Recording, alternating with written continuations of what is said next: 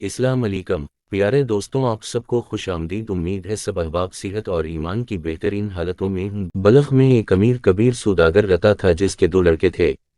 اس خوش نصیب کے پاس دنیاوی دولت کے علاوہ ایک نعمت عظمیٰ یہ تھی کہ اس کے پاس سید دو عالم مصطفیٰ کے 3 بال مبارک تھے۔ جب وہ خوش بخت فوت ہوا تو اس کا دونوں بیٹوں نے باپ کی جائیداد آپس میں تقسیم کر لی، اور جب موئے مبارک کی باری آئی تو بڑے لڑکے نے ایک بال مبارک خود لے لیا اور ایک اپنے چھوٹے بھائی کو دے دیا، اور تیسرے بال مبارک کے بارے میں بڑے بھائی نے کہا ہم اس کو ادا کر لیں۔ چھوٹے بھائی نے کہا اللہ کی قسم میں ایسا نہیں ہونے دوں گا۔ بڑے بھائی نے جب چھوٹے بھائی کی عقیدت اور ایمانی تقاضا دیکھا تو بولا کہ اگر تجھے اس بال کے ساتھ اتنی محبت ہے تو یوں کر کے تینوں بال مبارک تو لے لے اور باپ کی جائیداد کا اپنا حصہ مجھے دے دے۔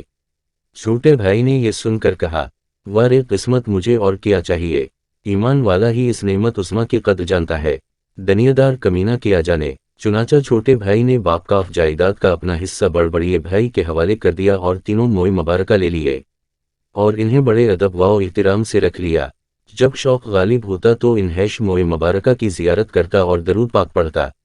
چند دنوں کے بعد بڑے بھائی کا سارا مال ختم ہو گیا اور وہ فقیر و کنگال ہو گیا، اور اللہ تعالیٰ نے چھوٹے بھائی کے مال میں برکت عطا فرمائی اور اس کا مال بہت زیادہ ہو گیا۔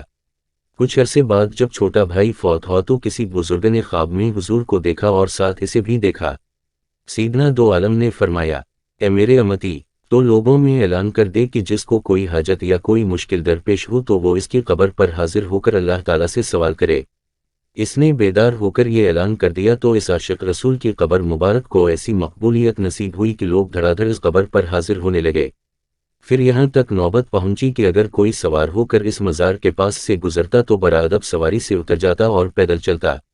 سبحان اللہ، اللہ پاک آپ کے اور میرے دل میں عشق مصطفیٰ کی محبت ہمیشہ جگائے رکھے، آپ کو مجھے حضور کی زیارت نصیب کرے، آمین یا رب العالمین۔ Don't forget to subscribe.